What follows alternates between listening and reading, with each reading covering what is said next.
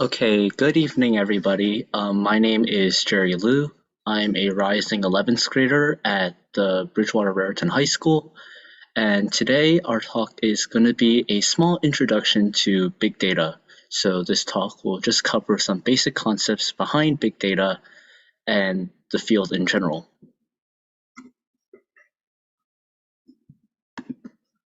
So I would like to begin this presentation by asking, what is big data? Well, to figure out what big data is, you could just take apart the phrase. Big data is data that is big. So first of all, what is data?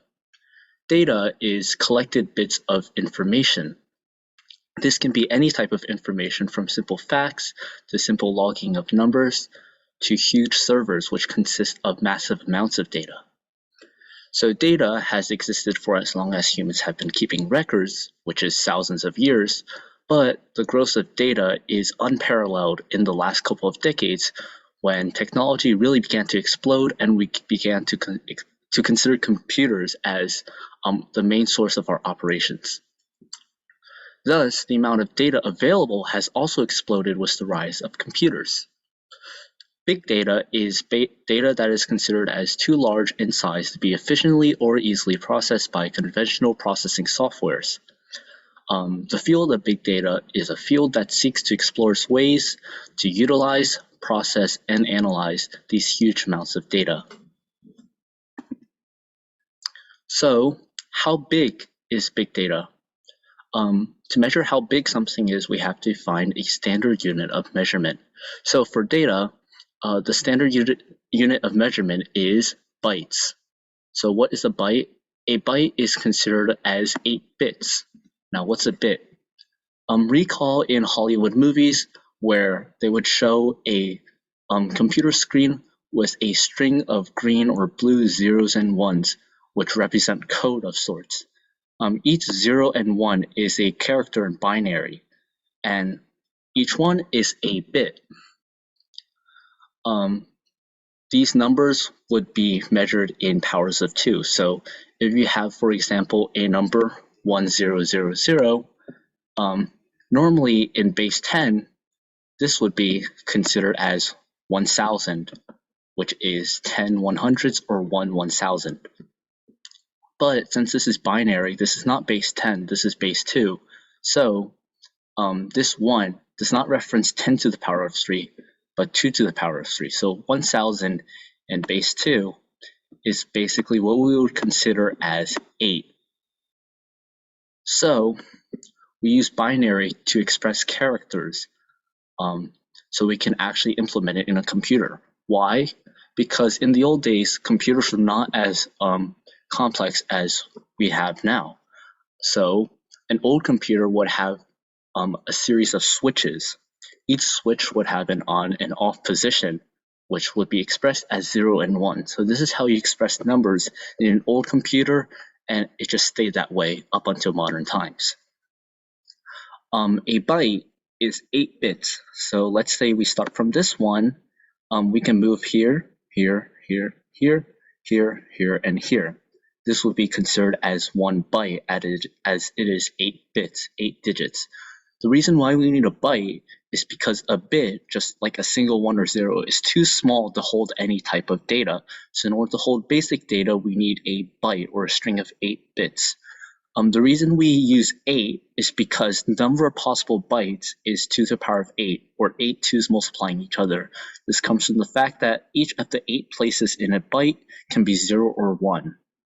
So this gives 256 possible number of bytes, which is enough to hold all of the ASCII characters. When we measure bytes, we use prefixes at the beginning of each word. So when we say a cell phone can hold 128 gigs of storage, that gig is a prefix. A gig stands for a gigabyte, for example. What does giga mean? Giga is a billion, or 10 to the power of 9.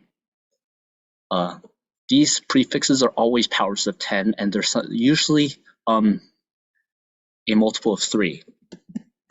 Because the amount of information continues to rapidly increase, it is difficult to exactly measure how big data can be.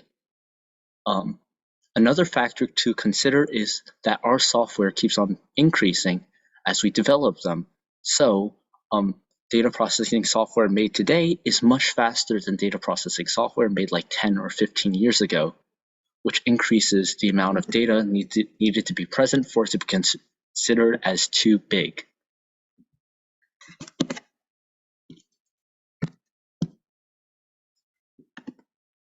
So this is a basic table of all of the prefixes that are commonly used and not so commonly used, but still used in big data. So you might be familiar with like the top 4 rows. You have a kilobyte, a KB, which is 1,000 bytes. This is similar to a kilogram, an SI unit, a measurement of mass, which kilo also means 1,000. A kilobyte is basically the size of a very small document. Like small documents tend to be around like 20, 30 kilobytes. A megabyte is 1,000 kilobytes, which is 1,000,000 bytes, or 10 to the power of 6.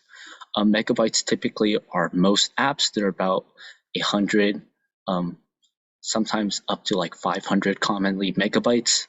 And a gigabyte is 1,000 megabytes, 1,000,000 kilobytes, and 1,000,000,000 bytes, or 10 to the power of 9.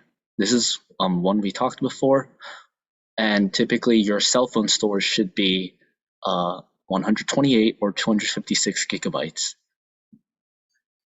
A terabyte is 1,000 gigabytes or 1,000,000,000,000 bytes. Really, only large computers can store this amount of data because it is extremely big. You might note that this scale is based on increases in exponents, so this is considered as a sort of logarithmic scale. A petabyte becomes less known, but this is 1,000 terabytes. This line between terabytes and petabytes so far often constitutes that switch between terms more commonly used to describe conventional data and terms that are often used to describe extremely large data that we use in big data. So a petabyte is a quadrillion bytes. An exabyte is a quintillion bytes. Is a quintillion number of bytes. A zettabyte is a sextillion number of bytes, which is already larger than the amount of water in all of the oceans in terms of gallons. And a yottabyte is 1,000 zettabytes, which also is a septillion number of bytes. So why are these numbers so large, and why do we have to use numbers that are so large? This is because humanity produces a huge amount of data as we engage in the internet and any computer activity. So every minute there are 3.6 million searches that are made on Google, 46.7 thousand photos posted on Instagram, 204 million emails sent, 456,000 tweets sent, 4,146,000 videos watched on YouTube, 15 million texts sent, and 3 million uploads on Flickr, which is an image sharing platform. So this amount of big data has constituted into the field that we know. So when we study big data, our goal is to predict possible future results in many fields, such as forensics, cyber networks, social media, etc., by examining large pools of data and analyzing them. By analyzing these large amounts of data, we can determine patterns and thus predict what might come up next when a scenario comes that we may not necessarily be aware of, but is actually in that huge data pool. Big data is also commonly used in business, where it's used for personalization, AI, and auto-suggestions.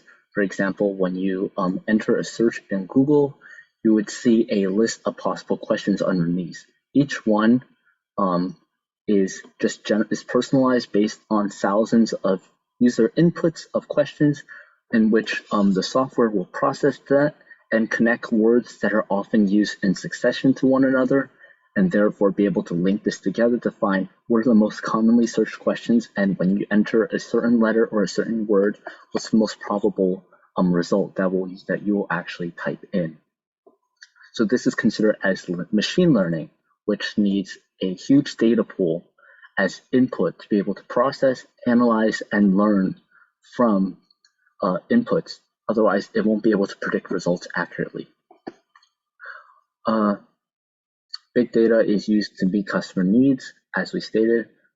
It's used to optimize operations within the business and the infrastructure. It's used to improve efficiency in business transactions, business transfers, and other miscellaneous processes. It's used to find new sources of revenue based on the success of other businesses, which you can find patterns and analyze how other businesses manage to make it or break it in the market. And the analysis of large amounts of data can prevent instability and inaccuracy in your predicted trends. As we become more like cyberly connected or connected via the social media, we as a society need quick access to large pools of data. In 2020, the data volumes will be around 40 zettabytes, which is equivalent to adding every single grain of sand on the planet and then multiplying that number by 75. The need to be able to pull specific chunks of data out of that huge data pool constitutes to the need of making better processing software and just development in this field. We did touch on this before, but all of the data comes from many different sources, which include transactions, social networks, sensors, data received from computer and mobile devices, and enterprise, which is business enterprises. Data is considered as facts and statistics, so the culmination of large amounts of data generated by doing everyday activities results in large volumes being generated daily. This graph on the right also illustrates some other sources of the data being input into our systems. So you have geographical data, which is data gathered by satellites about our Earth, cultural data, which often references cultural records, scientific data, which is data from lab studies and scientific experiments, financial data, which is data from business enterprises, as we stated earlier, statistical data, meteorological data, which is data from weather events, which this is often used to track the paths of storms, currents, and so on. For example, something that's more relative in this field is Hurricane Ida, which is arriving towards our southern coast, possibly today, tomorrow, or the next day after. The next type here is natural data, which is data just gathered from biology. This is often used with population control and conservation efforts. Final one is transportation data, which is data gathered from the transportation networks. So with all this data, we obviously need to classify it into types because this data has a high number of types, and we need to be able to understand which types are which to be able to better analyze it. So when collecting data, data is collected from individual cases on particular variables. So what does that all mean? Well, data is basically collected by running a variable through individual cases and recording the results. So what is a variable? A variable is a data unit whose value can vary. So you can recall your math class, a basic math class, like a simple algebra class, in which you typically solve for x and y. X and y are considered variables as they do not have a constant or set value. You must be able to input a value and show that when you input this value in an equation, the equation itself holds. That's why it's a variable, because the value itself is not constant. X does not always have to equal to 3 in every single case where you see x. So by running different possible inputs of a variable through like a process, a program, and whatever, and then collecting the output or the end result, we can collect some basic data and we can mark it and analyze it. So the basic types of data are defined from variables according to the level of mathematical scaling and random operations that can be carried out on the data. So there's 4 major types of data. There's ratio data, ordinal data, interval data, and categorical data. So categorical data is our first type and is probably the most basic type out of all four types. And it is basically data that comprises of different categories that cannot be ranked. This is also basically known as nominal data. These categories cannot be placed in any order. They cannot be ranked above or below one another, and no judgment can be basically made about the relative size or distance from one category to another. So as an example, you can see this pie chart on the right, which depicts the sales of different sports books. Here you have 5 categories expressed in the 5 different colors on this pie chart. You have broadcast, rangers, theater, music, and press. So we can tell that these categories are not quantified themselves. They're just descriptions of what the numbers below represent. They also do not have any rank relative to each other. You cannot say that the broadcast section is ranked above a ranger section. You cannot say that the theater section is ranked below the music section. It just doesn't make sense. They also do not have any distance from one another and cannot be quantified. Other examples of categorical data include like a survey of favorite color types and food ingredient types. Almost no mathematical operations can be performed on the data relative to each other as they're not quantified. Hence, nominal data is more qualitative, not quantitative. They are either displayed in bar graphs, simple tables, or pie charts. The second type of data is ordinal data, which is data made from categories that actually can be ranked or ordered. This means that even though it's similar to nominal data in the sense that the categories have no set distance from one another, they actually could be reasonably ranked as above or below one another. But similar to categorical data, there is no fixed unit of measurement, and there's really no sort of like numerical distance between two categories. Ordinal data allows for some basic statistical math and more analysis to be applied to it than, like, say, categorical data, but it is still limited compared to more quantitative data. So an example is a survey of satisfaction levels, which you can see in several public offices, and from what I see, it's pretty common in police departments. This survey just compiles user information about how satisfied they are with a public service.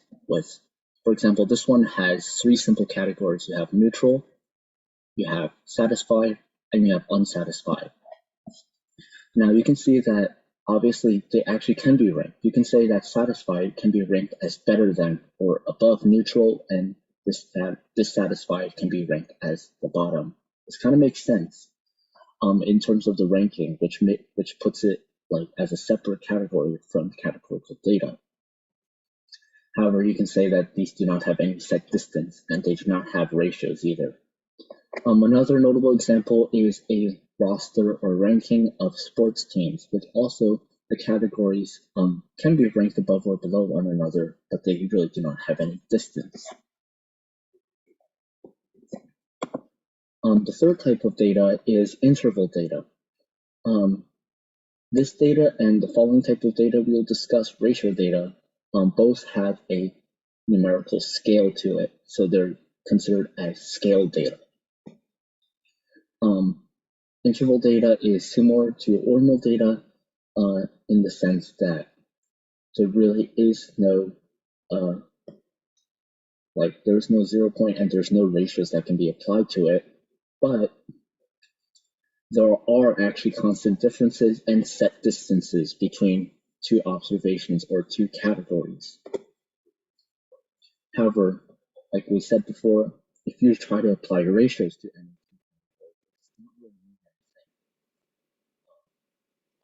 this is because this type of data has no set 0 point, which makes measurements beyond it and trying to compare them in terms of ratios meaningless.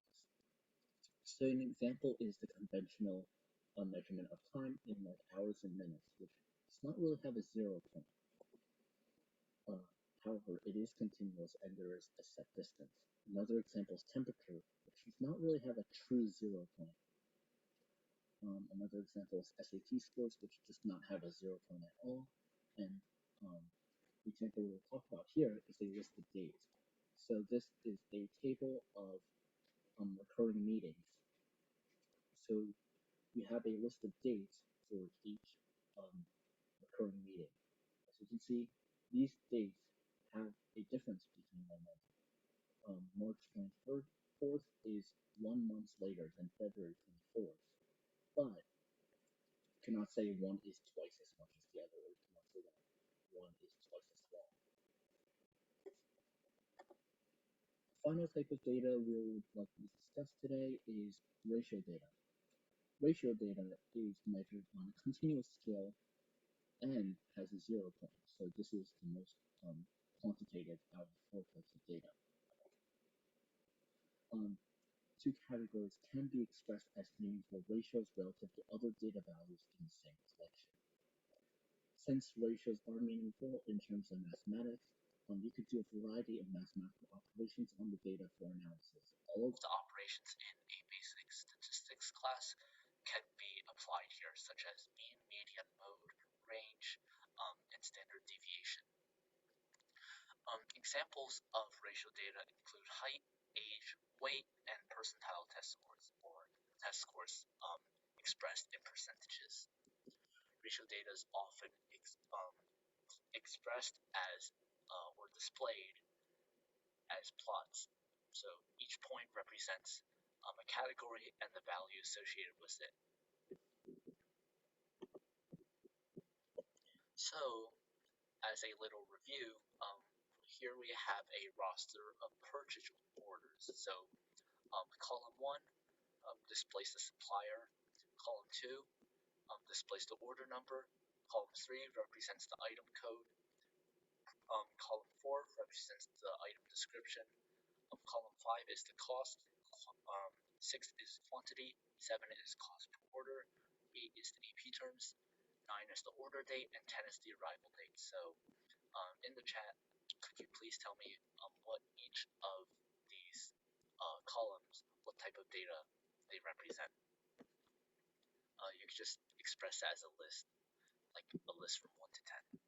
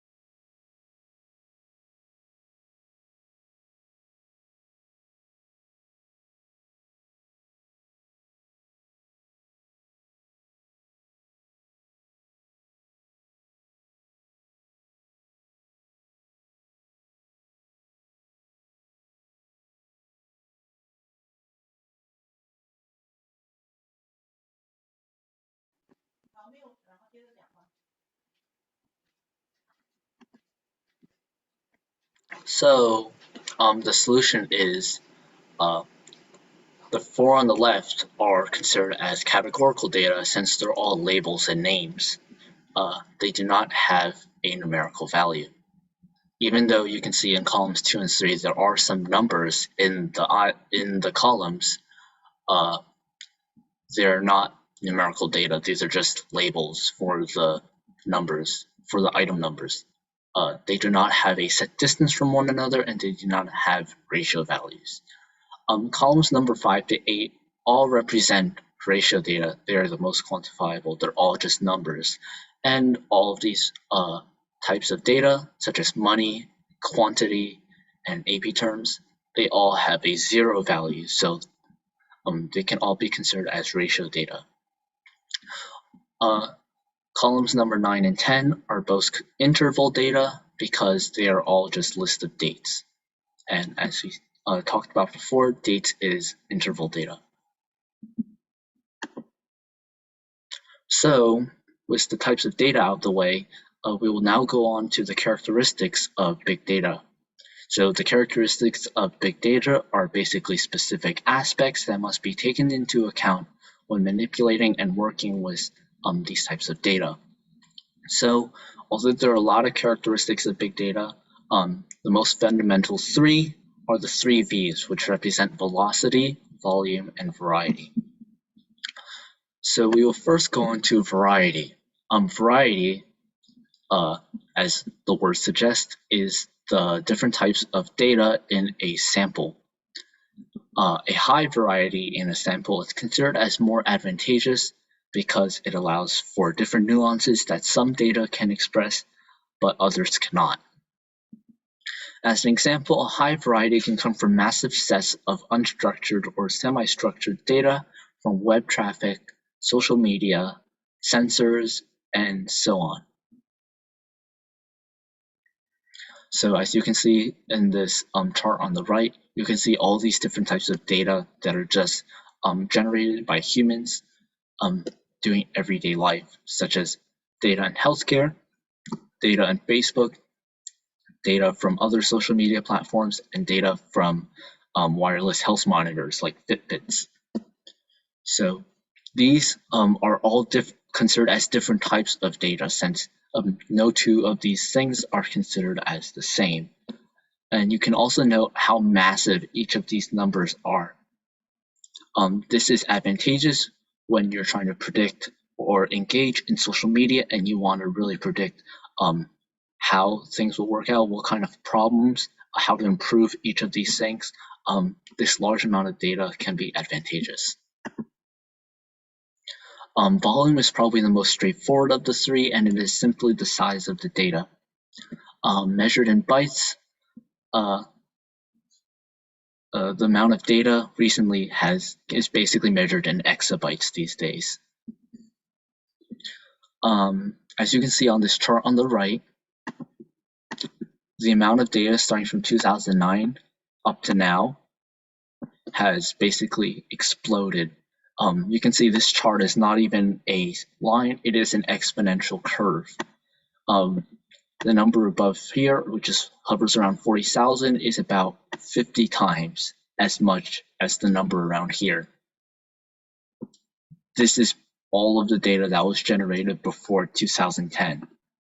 And this is all of the data we have now. You can see how large this difference is. Although larger volumes are more time-consuming and difficult to process, because just due to the size, it takes way too long. Having a larger volume as an input to like a software trying to learn something is ultimately beneficial for that software, because it can use large sets to gain more scenarios and predict how future scenarios occur. When you give a large set of data to a software, it will be able to analyze with a higher accuracy, and any outlier scenarios can be taken into account in case they happen again. The final V is velocity, which is the speed at which the data is processed. A goal in big data is to make software that can process data at high speeds while maintaining a high accuracy. Having a good processor, a fast processor, can process and keep track of the influx of massive amounts of data. As you can see, the data we generate is completely massive, and Being able to control this is needed if we ever want to develop more advanced technology. One notable example is a self-driving car, which has resumed development recently. A self-driving car, obviously, since the road is a very dangerous place and a very volatile place to drive, it needs to have a lot of sensors and to be able to track a lot of parameters to be able to drive safely and avoid any accidents. So, because of this, a modern self-driving car system has over 100 sensors. These sensors detect parameters such as tire pressure, fuel level, heat, any pedestrians or wild animals crossing the road, and any oncoming vehicles. These sensors generate massive amounts of data that the main car system has to process. So, for the car system to be able to quickly and accurately process and make changes based on this large influx of data is crucial if the vehicle wants to drive safely and efficiently. We now know what the basic 3 V's are, so which one is considered as the most important? This survey from 2011 asked a large number of companies that dabbled in big data which one of the V's or which characteristic of big data is considered as the biggest issue for the company. So we can say the overwhelming majority said a variety of data at 40%. This means that the type of data that they have is not diverse enough. The second biggest concern is the volume of data. It means that the data pool is too small, which you cannot make accurate enough predictions, or it's too large, in which you cannot process it efficiently. And the third type is the velocity of data, by far the lowest, at 16%. This graph kind of shows how fast technology has developed. As you can, 50 years ago, the velocity might have been the most concerning one. The reason that this is considered as the least concerning is because computers have evolved so much in the last couple of decades, in which the processing speed has just shot up. We can create graphics, we can download, and we can transfer data faster than any time in humanity that has ever happened before. So, this kind of gives you an idea about what some of the challenges are in terms of trying to master these 3 characteristics in order to advance. Although the 3 V's are the 3 most fundamental characteristics of big data, it does not mean that they are the only 3. There are some other characteristics that you must take into account as well. One is veracity, which is the truthfulness or reliability of the data. If the data is inaccurate, or if it's just straight up incorrect, or meant to be false, like it's deliberately misleading, this can generate extremely inaccurate software, no matter how good your variety is or how big your volume is. The value is the worth and insights in information collected from the data. So this is basically how valuable is the information you get from analyzing this type of data is. If you just have redundant data, or you just have a high variety of data, but they pose no significance, it's not worth it to use all that effort to analyze and store the data. Value is typically measured in ROI, or the return of investment. A third character we must take into consideration is variability, which is the characteristics of the changes in form, structure, format, sources, and etc. of the data. So, data changes, obviously. We might input new sensors, we might change the sensors, we might just update the system, so the system might run differently, and all of this can have an effect on what type of data is being produced. So we must take into consideration how these changes affect the data results. Otherwise, the data and analysis that we draw from this changed data might not necessarily be accurate if we use the wrong way to analyze it. Besides this list of V's, we might also have to take into consideration how relational the data is. So if the data contains fields that are shared, we can actually use meta-analysis to analyze the data faster. So this also must be taken into consideration. Another characteristic is how exhaustive the data is, which is basically to what extent of the entire system have we actually recorded and analyzed. Sometimes the sensors and input we put in of a system, it may not actually represent the entire system. There could be stuff that we could intentionally or unintentionally ignore, and that can affect the results as well. So we must take into account the amount that we have actually gathered in terms of how much of the entire system, because this definitely creates bias. And the last one is extensional. It's how extensional the data is, which is basically can new fields in each element of data be changed or added easily. In some circumstances, we might have to append something. In a system of data, we might have to append a new characteristic, a new measurement, a new whatever, and we must be able to tell if the system allows and can analyze this new characteristic properly, can this adapt to this new parameter, this new characteristic, this new measurement. So we have basically finished discussing some basics in big data, and now I would like to share some opportunities that can actually be made while diving into this big data field. So one is actually efficiency in food processing. I think all of you guys know what fast food is, right? Fast food is just food that are from food chain stores, and they are made to be quick. The delivery is meant to be quick and effective and cheap. So obviously they cannot just make everything on the spot. That would take way too long. It won't be fast enough. So the ingredients, such as the patties, buns, and vegetables that you put in, for example, a burger, are always made somewhere else, likely in a factory.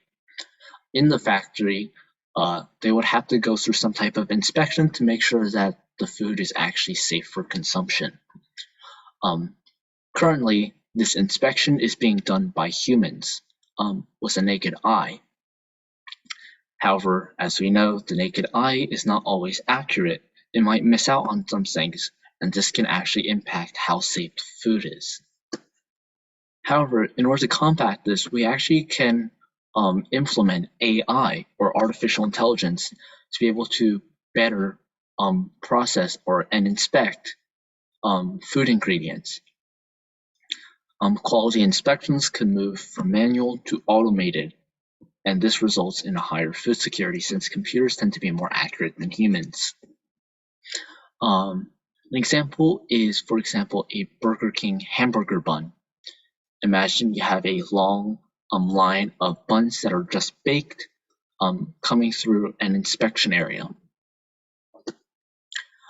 If you implement a machine there, you can actually program the machine with a program that can photo analyze a high number of buns that are considered adequate beforehand to be able to detect what characteristics of these buns were considered as safe and desirable, and what characteristics are considered as not safe or just unpalatable. So these characteristics can include color, shape, and seed distribution, which all can impact how tasty or how desirable, how adequate this bun is. Another example in the same factory is the ovens. Instead of relying on the environment, we can actually just use an electric oven and install AI that controls the temperature within an oven. This allows for better and more even baking of the bread, which of course makes it tastier. So the result is that we can actually reduce total waste products by thousands of pounds. This can potentially save the environment and lower the cost of disposing the waste. Implementing AI and machines into this type of production speeds up the production and saves energy, both of which also generate more money. It also reduces manual labor costs.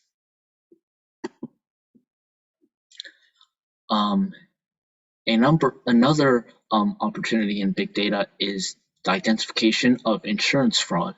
Now, this might seem like it came out of nowhere, but when you think about it, how we identify insurance fraud is very connected to how we analyze thousands of previous insurance records that were considered as that have already been classified as legitimate or fraudulent, and we look at patterns between each of the claims and just draw conclusions about which ones are more likely to be legitimate. So implementing big data saves money as effort has to be put into analyzing, and generates profits by detecting and reducing fraudulent auto insurance claims. When we make a fraudulent auto insurance claim, you're basically claiming for money. You're filing for an insurance claim, which gives you money that is somehow false, or you falsify your insurance documents.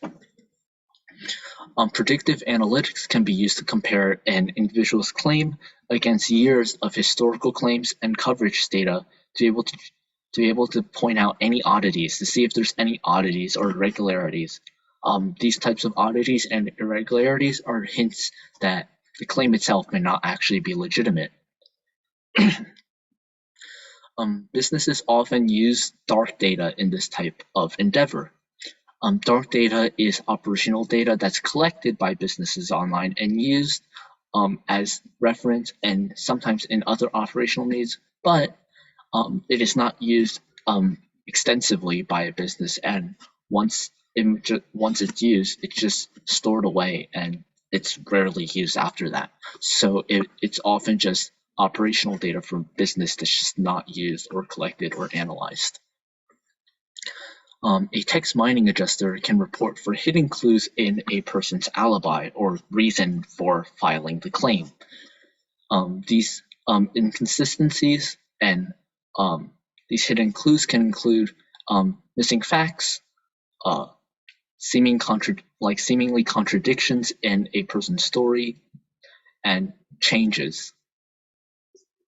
The results of this is an improved success rate in pursuing fraudulent claims from, in the past it was 50-50 to now it might be up to 88%.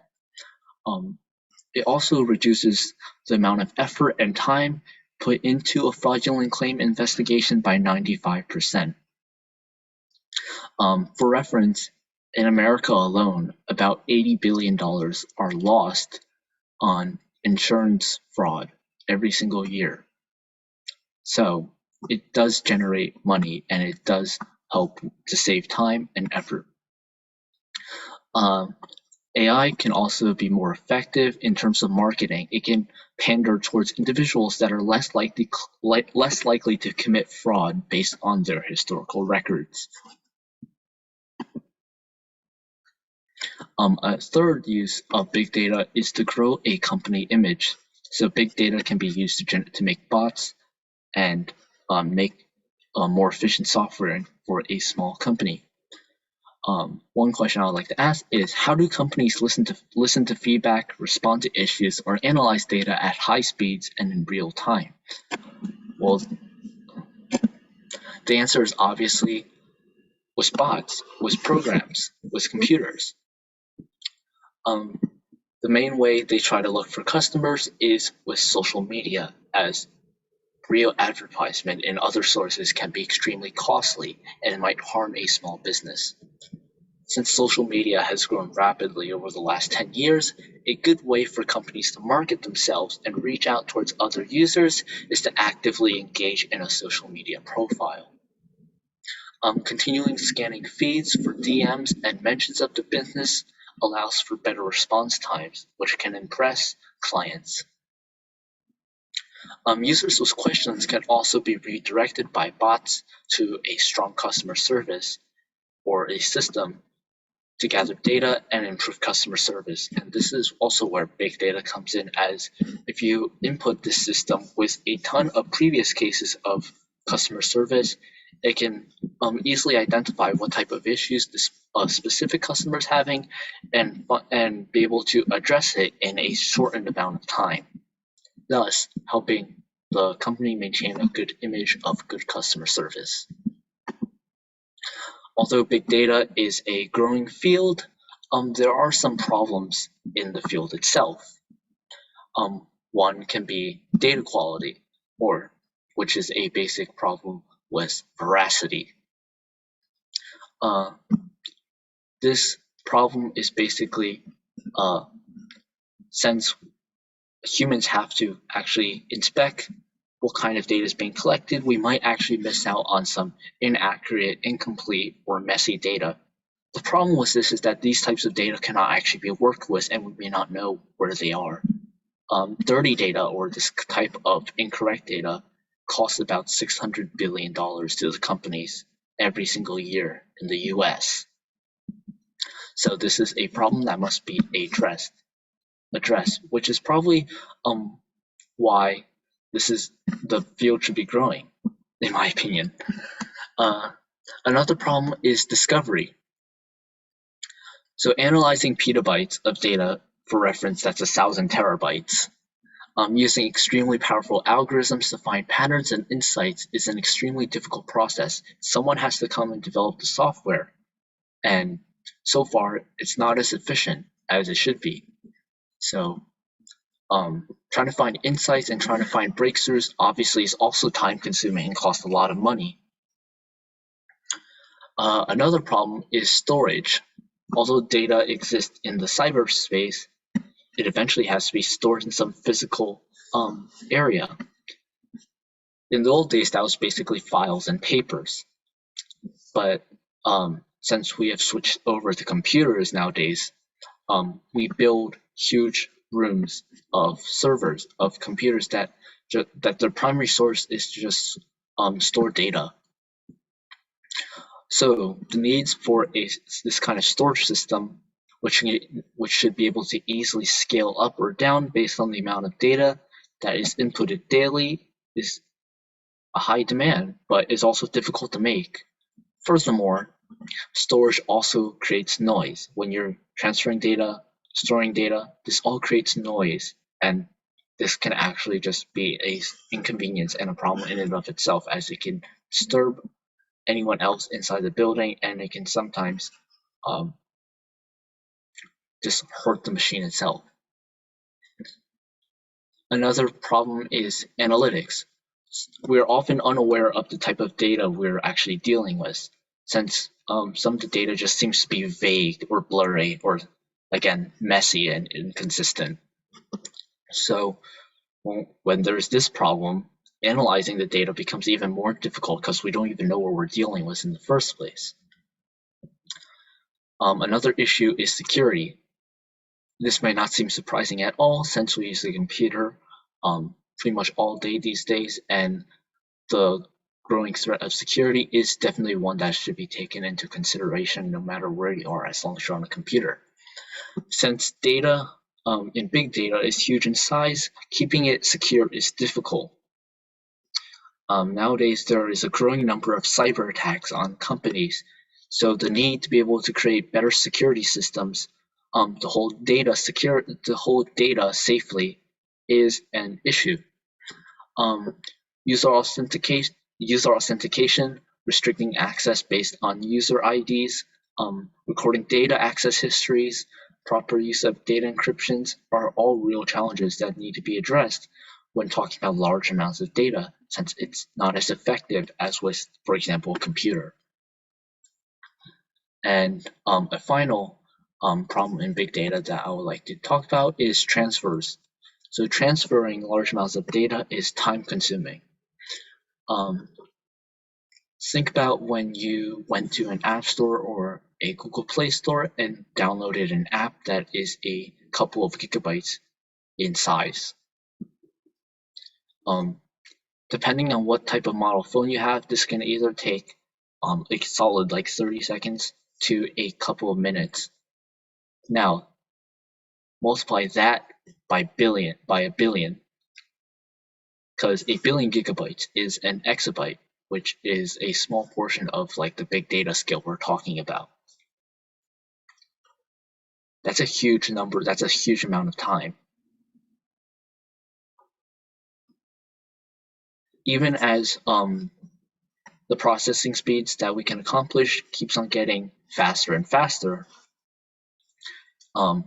transferring this large amount of data is still a huge problem, as it is very, very time consuming, and it just takes way too long to be considered as efficient or effective. This long transferring time also makes the data susceptible to attacks and interceptions. So this also relates into the problem of security, as more security needs to put in while data is being transferred. So this marks the end of my presentation. This was the last presentation of the STEM Application Workshop series for this summer. More will come in the fall. In the meantime, you're welcome to join my talk next week about the shoelace formula in LogicStem's Fun Math Workshops. To learn more information, please visit our website at logistem.club. Thank you for listening, and please ask me any questions. You can use the chat, or you could just say it.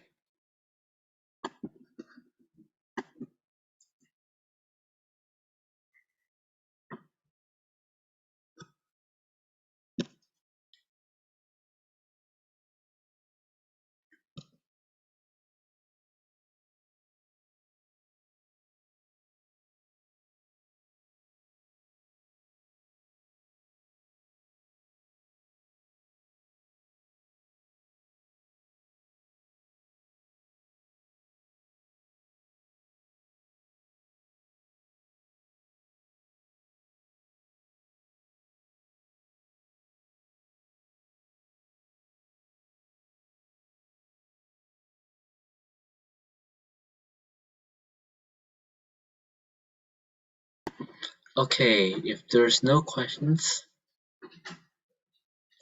let me check the chat. Do I offer a class or a project after the seminar?